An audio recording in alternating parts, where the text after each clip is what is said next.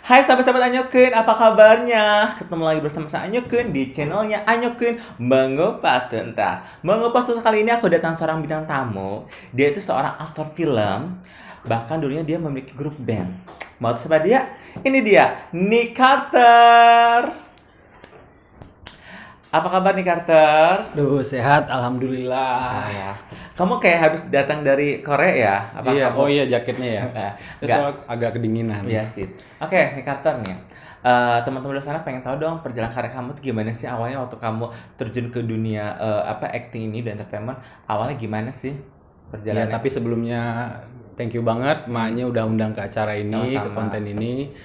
Ya, gue perkenalkan nama gue dulu, gue Nick Carter. Oh ya guys, maaf ya. Nick Carter ini yang kemarin aku sempat di videonya bareng Putra yang sempat dipanggil akhirnya setelah sekian lama ya. Akhirnya Iya. muncul juga dan dia katanya dengar baru datang banget ya ke Jakarta. Iya, baru datang landing ya. banget, iya. Baru Luar- bisa. Tuh kan guys, demi kalian semua ya luar biasa. Terima kasih loh. Oke, lanjut Nick. Ya, ini perkenalan dulu. Ah. Ya, nama gue Nick Carter, gue dari Batam. Jadi ya gue ke Jakarta merantau lah istilahnya. Ya, umur gue perlu nggak sih? Bebas di sini. Di sini tuh bebas banget. Oh, mau memperkenalkan diri waktu kalau si Putri itu mencari jodoh. Oh, mencari jodoh.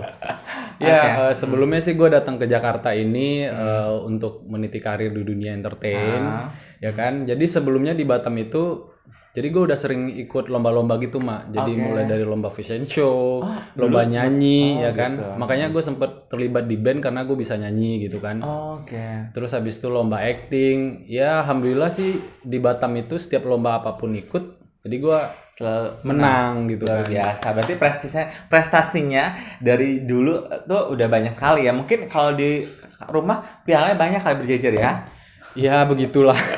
Oke Nick, lanjut ngomong masalah karir kamu nih ya. Kamu tuh gimana sih bisa kamu bergabung salah satu dibikin band ya, satu personalnya itu ada seorang pemain sinetron juga ya. Dulu tuh pada zaman lagi hits ya. Iya. Dan itu keluarga artis juga dan personil itu beberapa pemain sinetron dan FTV ya. Iya. Itu gimana sih awalnya kamu bikin grup itu? Jadi karena mungkin pergaulan kali ya Kak ya. Jadi pertama datang ke Jakarta memang sebenarnya aku udah punya link gitu kan. Jadi pas pihak Jakarta undang ke Jakarta dari Batam itu, jadi aku memang udah ada link khusus.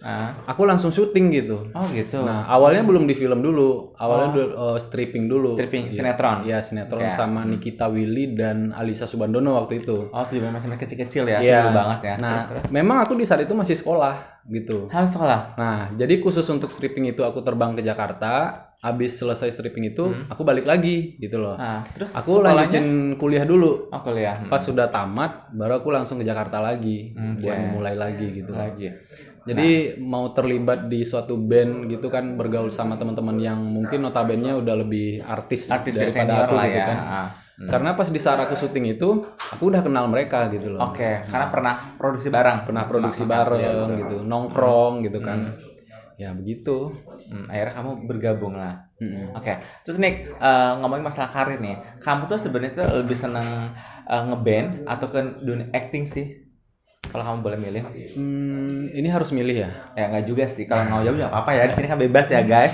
Cuma pengen tahu aja ya, berarti ternyata Nick Carter itu selain sekarang lagi profesi sebagai aktor film, ternyata dulunya pernah memiliki grup band ya. Dan pada saat itu menurut aku sih lumayan hits banget karena aku pernah ketemu di satu acara pernikahan ya, yang kamu jadi bintang tamunya, itu gila keren sih. Iya, jadi kalau untuk aku milih sih aku mungkin nggak bisa milih ya, karena memang basically aku tuh seniman. Seniman ya, gitu. jadi berhubungan dengan entertain, iya. kamu suka banget itu loh. Iya, dan karena kan di Batam itu aku lomba nyanyi, lomba model, lomba acting, aku selalu menang gitu loh Kak. Oke, jadi semuanya ya? Iya, jadi makanya kayak mau jadi apapun itu aku bukannya sombong gitu kan. Oke, Kak. Tapi aku sempat waktu ngeband itu nyanyi di nikahan, nyanyi di kafe. Iya. Tapi sometimes ya aku ada hobi tuh waktu dulu, hobi manjat tebing kan. Itu ada di daerah Kuningan.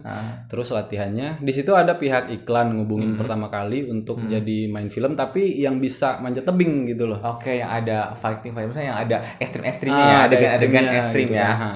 Nah, dan pada akhirnya dari situlah aku mulai untuk masuk di film gitu loh. Oke. Dan pelan-pelan kayaknya bukan ninggalin sih kalau hobi nyanyi masih, cuman di situ akhirnya jobnya lebih ke film gitu loh. Oke, dari situ kamu menjadi bahwa sekarang lagi menggeluti dunia perfilman. Nah, perfilman gitu. Oke Nick, selama kamu terjun ke dunia entertainment, ada nggak sih kesulitan ataupun pengalaman yang tidak mengenakan gitu awal-awal terjun gitu, misalnya awal-awal terjun ke dunia acting ya? Banyak banget Kak, banyak banget. Jadi salah satunya mungkin ya aku share ya. Nah, Jadi pernah waktu itu ketika aku lagi syuting gitu kan, ya maklum lah kalau misalnya masih baru dulu ya kan. Jadi aku dilempar skenario sama sutradaranya. oh ya, gara-gara Gara-gara belepotan ngomongnya. belepotan. Oke, karena kan kamu berasal dari daerah, pasti Iya. kan logat daerah pasti Iya, pasti kebaca benar. awal-awal. Oke.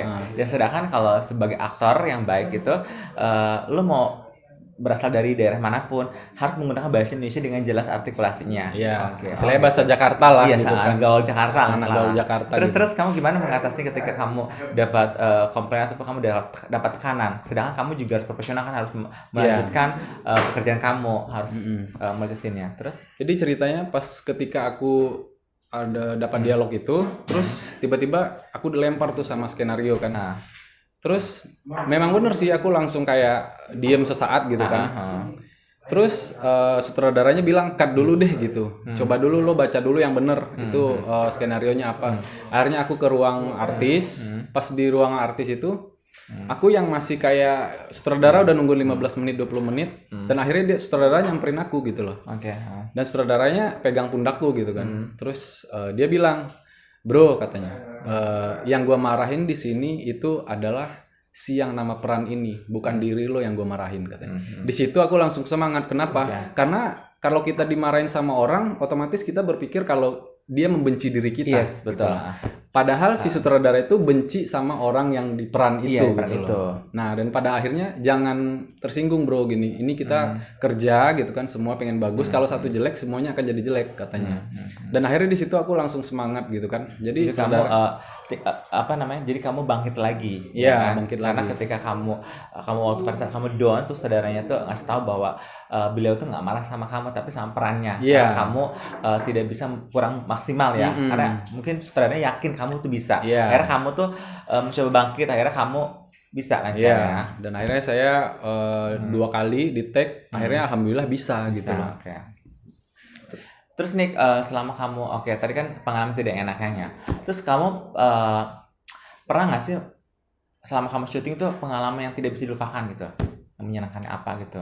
Pengalaman yang tidak bisa dilupakan sebenarnya sih semuanya yang aku jalanin itu berkesan sih Kak. Semua ya. Aku setiap ngejalanin sesuatu itu penuh dengan niat, penuh dengan profesional gitu kan. Jadi aku tidak pernah membedakan suatu job ini sama job ini gitu. Jadi aku selalu bikin, oh saya senang bergabung di sini, oh saya senang bekerja di sini, oh saya senang syuting ini gitu. Jadi alhamdulillah sih sejauh ini semuanya berkesan gitu kan. Walaupun ada pengalaman pahit di situ, tapi pengalaman pahit itulah yang Jadi menjadikan pelajaran ya kamu Iya. supaya kamu bisa lebih baik lagi. Lebih baik gitu. lagi, Karena gitu. dari pengalaman itu kamu bisa mengupgrade kualitas kamu ya. Oke Nick, kamu tuh kalau misalnya dapat peran tuh kebanyakan biasanya kamu dapatnya tuh yang baik-baik ataupun antagonis sih sebenarnya. Kalau kalian nonton semua tuh peranku jahat. Tapi aslinya Jahat guys ya, semua. aslinya itu nggak sejahat yang di kamera yang kalian nonton ya. Aslinya tuh baik banget dan kita kenal tuh apa ya? Yang emak lihat ya, aku tahu ya kamu tuh orang itu pendiam dan cool ya pada saat itu Iya. ya. Tapi kalau misalnya di kamera ya beda, berubah banget, bukan di karakter Iya. banget gitu loh. Karena aku kenal, jadi kayak yang suatu kalian sering nonton itu hanya sebagai adegan profesional. Nick aslinya nggak seperti itu ya. Iya benar. Terus kamu dari kan asli kamu kan orangnya tuh sangat baik sekali, yang cool, pendiam gitu. Ada kesulitan nggak sih dalam peran yang antagonis gitu? Enggak sih. Karena aku karena di Batam itu memang udah aku terjun di acting juga walaupun itu cuma lomba gitu kan.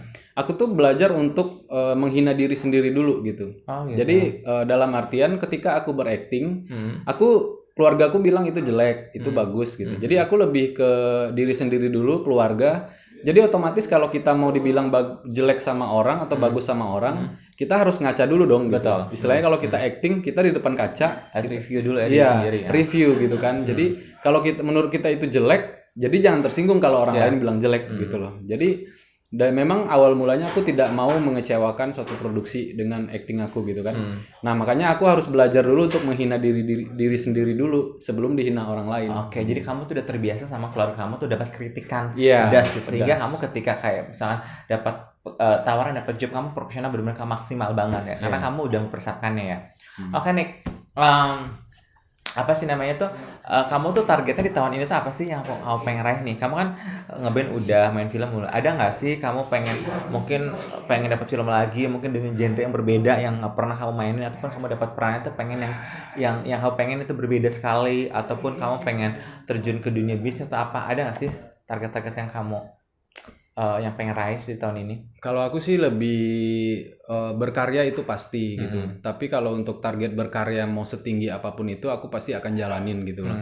Siapa sih yang nggak pengen punya karya? Siapa sih yang nggak pengen terkenal? Siapa sih yang nggak pengen menghasilkan dari hobinya itu gitu kan? Jadi sejauh ini aku masih mengejar. Aku mungkin di seluruh Indonesia mungkin belum terlalu mengenal aku gitu kan. Tapi aku juga pengen aku dikenal sama orang tapi dengan image yang aku ini bangkit dari nol gitu kan. Kamu tuh pengen mungkin orang-orang tuh mengenal kamu karena karyanya, Iya, kualitasnya, karyanya. bukan karena ya embel-embel misalkan kayak contoh tampang kamu doang ya, ataupun cara kamu sensasinya gitu ya. kan. Karena emang tahu sih kamu tipe orang yang kerja keras, dan kamu juga tipe orang tuh yang apa ya, profesional, dan karena asli kamu tuh sebenarnya tuh orang yang santai, cool ya, nggak mau ribet-ribet, nggak terlalu mental atau show up kayak orang-orang ya. Kamu lebih suka tuh ya diem, tapi ketika kamu dapat pekerjaan kamu profesional dan kamu banyak apa sih namanya tuh kualitasnya, karyanya. Oke Nick, ngomongin masalah karya nih, kamu tuh gimana sih ngeliat perfilman sekarang ini, perfilman zaman dulu sama sekarang gitu? Kalau jujur sih kalau melihat konteksnya perfilman Indonesia sekarang memang lagi jatuh gitu kan. Apalagi dalam keadaan pandemi kayak gini gitu kan. Jadi persaingannya memang sangat ketat gitu kan. Kalau untuk dibandingkan sama yang luar gitu, misalnya seperti Hollywood atau Bollywood gitu, itu mungkin jauh sekali gitu loh. Aku udah pernah ngecek loh, istilahnya 100 besar film laris di dunia itu kita aja nggak termasuk gitu loh. Jadi film kita ini masih di bawah rata-rata gitu loh. Jadi kalau memang dilihat perbandingannya itu masih jauh sekali gitu. Jadi harapan aku sebagai seorang aktor gitu kan, aku juga pengen bintangin film. Kalau untuk peran aku mungkin apa aja lah gitu. Oke, Yang penting kamu nggak milih ya, kamu aku nggak sebagai milih. apa namanya, aktor yang baik, kamu tuh harus menerima peran apa aja. Karena sebagai aktor tuh tidak boleh namanya melarang tuh penolakan ya. Harus menerima ya. Harus istilahnya harus pasrah kita sebagai aktor. Tapi saya pasrah dalam artian tuh apa ya? Harga tetap main. Ya iya dong. Karena kita udah profesional.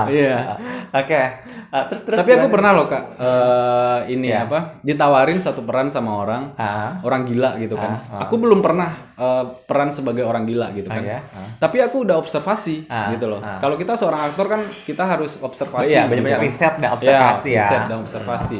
Nah di saat aku lagi casting di suatu PH yang besar gitu. Jadi dia bilang, saya lihat pengalaman kamu tuh peran kamu ini.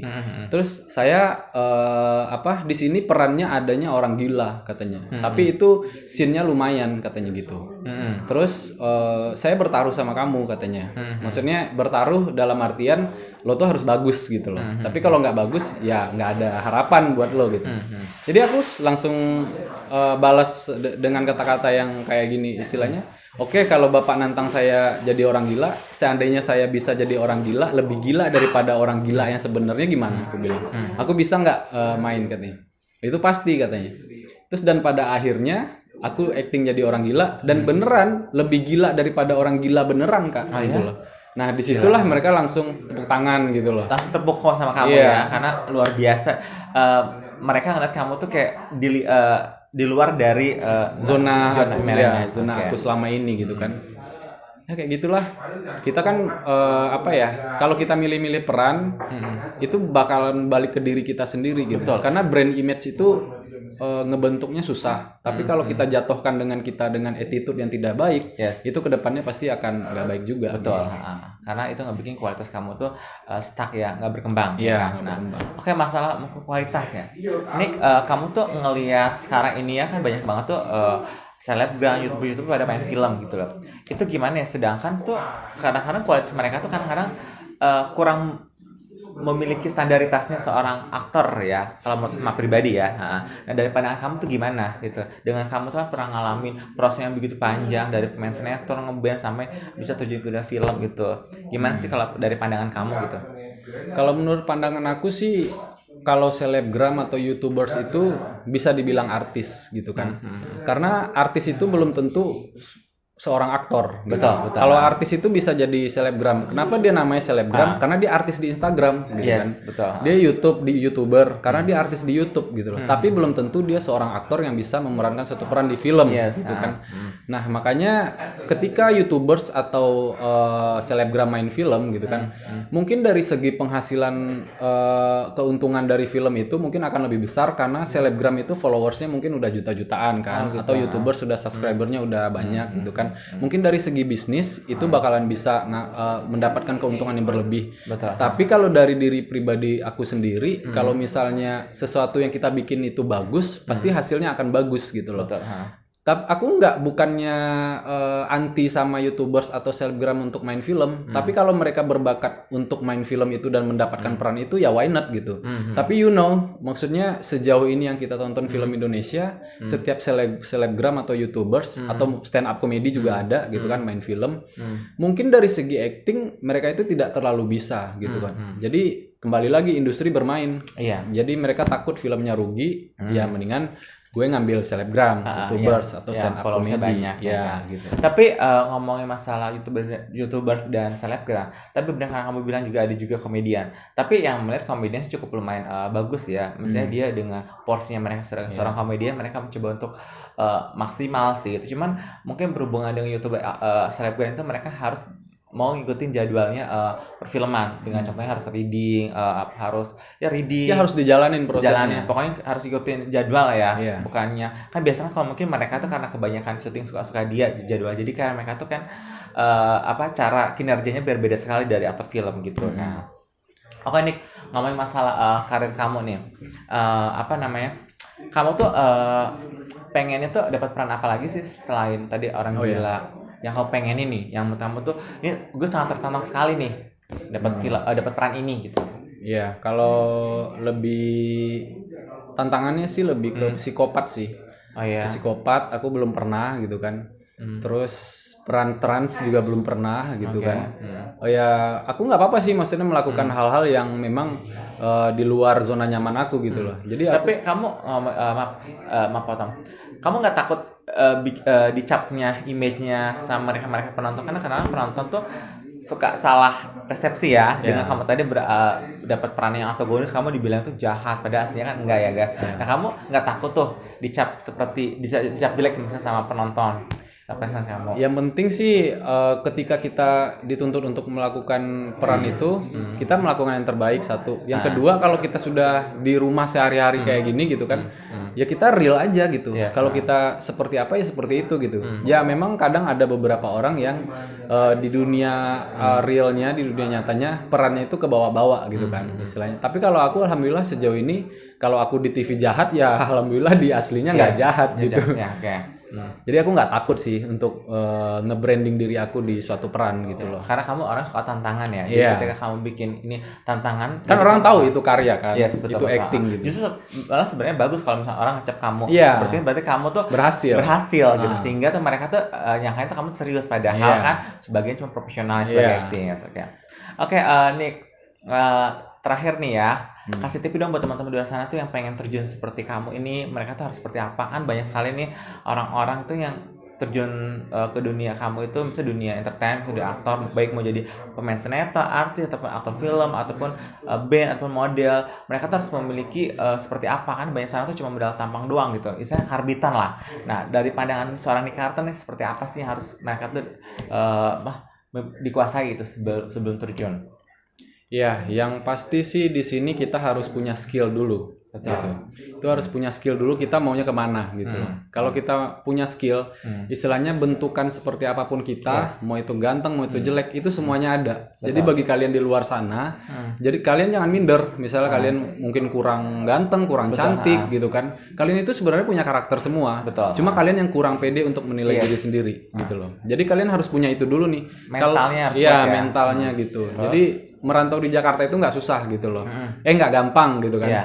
Nah, makanya banyak pelajaran hidup yang mesti kalian harus koreksi diri sendiri, Yes, itu penting gitu. Karena kalau bukan diri sendiri dulu yang koreksi diri kita, siapa lagi gitu loh. Betul, Ketika orang lain koreksi diri kita pasti nggak terima. Karena apa? Karena kita mentalnya belum kuat Iya, gitu loh. karena Jadi sebagai manusia pasti ada egonya ya. Jadi itu mungkin sekarang kalau skill itu satu ya kan. Terus kedua, ya alhamdulillah misalnya suatu PH melirik kalian dari segi kalian punya tampang yang bagus. Tapi kalau kalian skillnya tidak ada itu percuma gitu. Betul.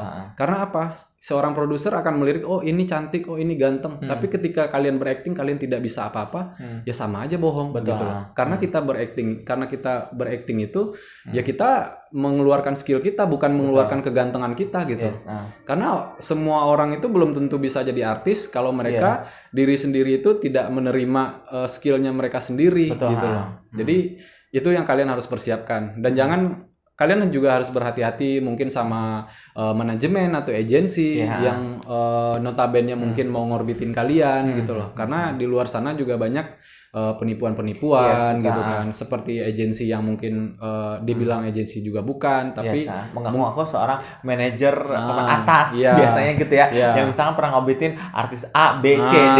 Kalian jangan terlalu cepat percaya guys. Betul guys. Karena itu pasti mereka tuh ada maunya gitu loh. Jadi istilahnya kita nggak tahu itu mungkin mereka mau suka kalian itu mungkin karena mau kalian jadi pacarnya gitu kan, atau suka kalian karena kalian orang kaya gitu kan, mau duitnya gitu loh. Jadi kalian jangan terlalu cepat percaya. Gitu loh. Pokoknya intinya kalau kalian punya skill bagus, punya tampang bagus, kalau mau di Jakarta itu udah gampang gitu loh. Nah, itu harus berimbang gitu loh. Karena nggak munafik gitu loh. Jadi ya buat kalian di luar sana mau jadi artis, mau jadi apapun itu di Jakarta harus mental dulu, kuat dan kalian juga harus mau ikutin proses ya, jangan mau instan ya, ingat ya. Karena gini, gampang sekali tuh meraih tapi susah banget mempertahankan, benar nggak sih? Banyak orang tuh misalnya viral segala macem, tapi ketika udah di atas, apakah mereka masih mempertahankan? Mungkin sebulan 2 bulan mereka masih ada, ya kan, di Instagram, di infotainment, terus abis itu udah selesai, mana dia gitu kan. Menghilang, ya karena apa? Ya karena kalian cuma mengandalkan sensasi, mengandalkan kecantikan atau kegantengan aja gitu kan. Itu bukan jaminan, bukan satu jaminan untuk sukses di entertain gitu. Dan satu lagi untuk jadi seorang artis atau aktor, kalian juga harus benar-benar banyak belajar ya. Jangan merasa gampang puas ya. Jangan itu satu lagi. Betul. Dan kalian juga belajarnya sama pakarnya, bertanya sama senior-senior, mungkin orang-orang yang pakar di bidangnya, sehingga yang tadi Nikator bilang kalian tidak akan mengalami penipuan-penipuan ya, orang-orang yang berkedok semacam itu ya. Iya. Gitu. Oke. Ya, mungkin sedikit tambahan kalian untuk ke Jakarta itu karena kan kita bawa nama kita, nama keluarga, kita berjuang untuk menjadi seorang yang sukses gitu loh. Jadi kita jangan gampang mudah percaya sama orang gitu kan. Jadi ya lebih hati-hati aja sih gitu loh. Iya, dan juga mungkin ini prinsip kali ya. Prinsip ya, kita harus punya prinsip. Dengan memiliki prinsip, kalian tuh tidak akan bisa ke bawah alur ya. Karena di Jakarta sekarang tuh banyak banget alur-alur yang tidak mengenakan, tidak mengenakan dalam artian alur-alur yang tidak baik ya. Jadi kalian tuh jangan sampai salah melangkah, benar nggak sih? Bener. Jadi kalian harus punya pegangan. Makanya ketika kalian penting banget punya prinsip, ketika kalian punya prinsip, kalian tuh punya pegang tersendiri ya untuk mengontrol dirinya, misalnya bahwa baik buruknya kalian bisa milih ya kan, gitu sih. Itu satu lagi Kak, attitude. Yes, betul benar juga. Attitude itu juga penting. Jadi kalian juga harus relasi itu di entertain itu ruang ininya sempit, kecil. Jadi kalau kalian punya attitude yang jelek, itu semua orang pasti akan tahu gitu loh. Betul. Jadi kegantengan kalian, skill kalian yang bagus itu akan luntur kalau attitude kalian itu tidak ada gitu loh. Jadi attitude itu penting. Jadi kita boleh bergaul sama si A, si B gitu. Model apapun aja kalian jangan beda-bedain gitu. Karena kita tidak tahu di balik orang itu kita bisa, misalnya aku sama Kak Anya gitu kan. Aku melihat Kak Anya seperti ini, aduh mana mungkin gue bisa sukses, itu belum tentu gitu loh. Karena apa? Kita nggak tahu apa yang tersimpan di Kak Anya ini gitu loh. Dan Allah pun juga mungkin kalau jodohnya memang sama Kak Anya akan jalan dengan sendirinya gitu loh. Jadi kalian jangan memilih-milih temen, terus bergaul itu memang hati-hati, tapi bukan berarti membenci gitu loh. Jadi kita jaga prinsip. Kalau kita prinsipnya tidak bisa, misalnya dalam artian, misalnya si manajer atau manajemen itu hobinya dugem, kita kan nggak harus ikutan dugem juga, Betul, gitu. Kalau kita punya prinsip gitu kan. Yes, betul. Nah, tapi ketika kerja kita profesional. Jadi si manajer ini kalau ngajak kita dugem, mereka juga nggak akan berani ngajak karena apa? Ketika kerja kita menghasilkan buat dia gitu loh. Betul. Nah, jadi mereka tidak bisa marah. Jadi kalian tidak harus ngikutin alurnya orang yang mesti dugem, mesti begini, mesti begitu, nggak juga gitu loh. Jadi kalian jangan terpengaruh lah sama negatif-negatif yang ada di entertain gitu. Gitu aja sih. Ya makanya pentingnya tuh seorang memiliki prinsip ya sebagai orang baru, dan kalian tuh paling penting tuh harus banyak-banyak bertanya sama pakar-pakarnya di bidang yang kalian pilih ya, baik mau acting, model ataupun penyanyi ya Kak. Mungkin pakarnya itu lebih ke ini sih Kak, bukan lebih apa ya? Kita belajar bisa di mana aja. Biasa. Tapi pakar yang dimaksud itu lebih ke misalnya kamu udah kenal aku gimana gitu kan. Nah, itu kamu bisa ambil ilmunya dari aku gitu loh. Kamu kenal Kak Anya gimana, kamu bisa ambil ilmu Kak Anya gitu. Tapi kalau kamu tidak serk sama satu A yang si B atau si C gitu kan. Ya kalau memang tidak ada ilmunya, ya kamu berarti itu bukan orang yang harus kamu pelajarin gitu loh. Karena di Jakarta itu kalau seseorang tidak bisa berbuat sesuatu sama kita untuk sukses, ya kita buat apa bergaul sama dia gitu loh. Istilahnya kalau kebanyakan menghabiskan waktu untuk buang-buang duit, buang-buang tenaga gitu kan. Jadi karir kita hancur, hidup kita juga hancur gitu loh. Jadi kalian harus selektif. Istilahnya kita bukan memilih teman atau memilih manajer atau manajemen, cuman selektif gitu. Betul, selektif dan memilih ya. Kedepannya kalian tuh biar berkembang gitu, jadi nggak stuck gitu. Gitu. Oke, sekali lagi thank you so much ya buat Nick Carter. Semoga sukses terus. Amin. Semoga karya-karyanya makin banyak. Semoga film-filmnya makin banyak, biar teman-teman kita semua kita pernah nonton ya. Acting seperti apa lagi yang akan Nick Carter mainkan, kan penasaran banget kan teman-teman di sana. Sekali lagi thank you so much buat sahabat-sahabat Anya Queen juga di luar sana yang sudah nonton video ini. Semoga video ini bermanfaat buat kalian semua. Semoga video ini mengedukasi kalian semua. Kalian bisa menginspirasi dari Nick Carter, bisa belajar ya. Kita sama-sama belajar ya. Jangan lupa di subscribe, like, comment, dan share ke teman-teman kalian semua. Semoga video ini bermanfaat buat kalian semua. Sampai jumpa. Bye bye.